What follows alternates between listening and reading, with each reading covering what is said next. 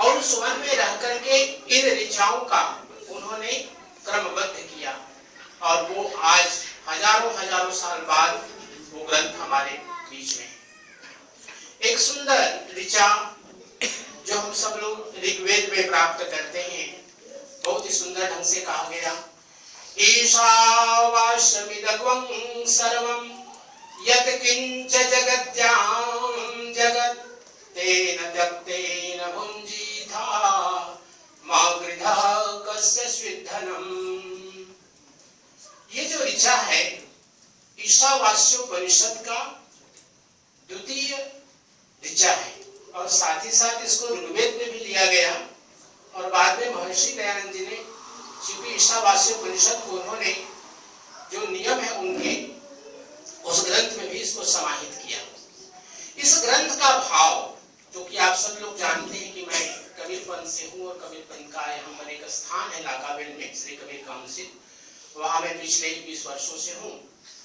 तो एक हमारे महापुरुष के स्वामी सदानंद जी, वो हरिद्वार में रहते थे, उनका चलावा हो चुका है। तो उन्होंने वेदों का, उपनिषदों का और सद्गुरु कबीर साहब के वाणियों का एक उन्होंने थीसिस लिखी, पीएचडी किया उन्होंने। तो उसका बिल्कुल समानांतर अर्थ दिया हुआ एक बहुत ही सुंदर साखी सद्गुरु कबीर साहब की, जो बिल्कुल इसी अर्थ को प्रतिपादित करता है हिंदी भाषा में। सब घट मेरा साइया, सब घट मेरा साइया, सोनी से जन कोय, बलिहारी वा घट की, जा घट पर घट होय। सर्वप्रथम उस ऋचा को थोड़ा सा ध्यान देते हैं।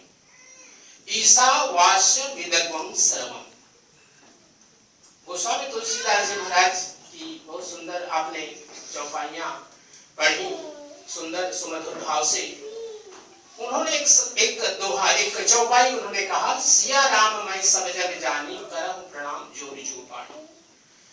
जितने भी उस वैदिक युग से लेकर के अद्यावधि संत हुए, सभी लोगों ने एक स्वर से एक बात कही कि हमें उपासना किसकी करनी चाहिए? सत्य की उपासना करनी चाहिए। दो शब्द है, सत्य है और सच है।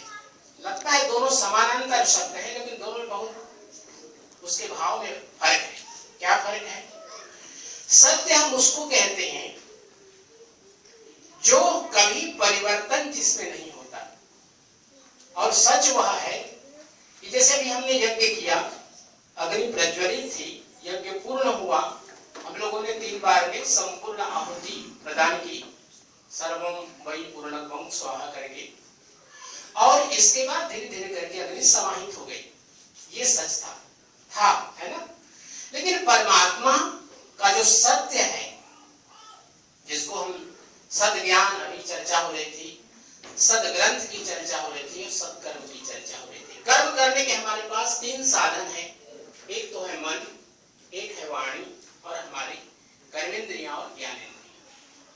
इन्हीं के माध्यम से हम कर्म करते हैं पूरे जीवन, बचपन से लेकर के जब तक अंतिम श्वास हमारा होता है। एक भाव है हमारे हिंदू संस्कृति में कि हम अपने कर्म केवल अपने लिए नहीं करते, साधन धाम मोक्ष कर द्वारा, पाई न जेहि परलोक सिधारा। इस मानव जन्म को प्राप्त करके हमने केवल अपने लिए जीना अगर सीखा है तो यह मानवता का एक अंश है। मैं अभी रास्ते से पद यात्रा करते हुए आ रहा था, तो आदरणीय पंडित गजाधर जी की सुमधुर ऋचाओं जिसके माध्यम से हवन हो रहा था, मैं दूर से सुन रहा था, क्योंकि हमारे पास साउंड सिस्टम है। तो ये जितने लोगों के पास, मनुष्यों के पास जो ये वाणी जा रही है, उनका जीवन तो धन्य हो ही रहा है। लेकिन यहाँ पर यदि छिपकली है, काकरोच है, मच्छर है, चींटियां हैं, बाहर में कुत्ते अगर होंगे, जिनके जिनके कानों में भी ये वेद की ऋचाएं जा रही हैं, वे सभी इसका लाभ प्राप्त कर रहे हैं। संतों ने क्यों कहा कि हमारी तपस्या, हमारी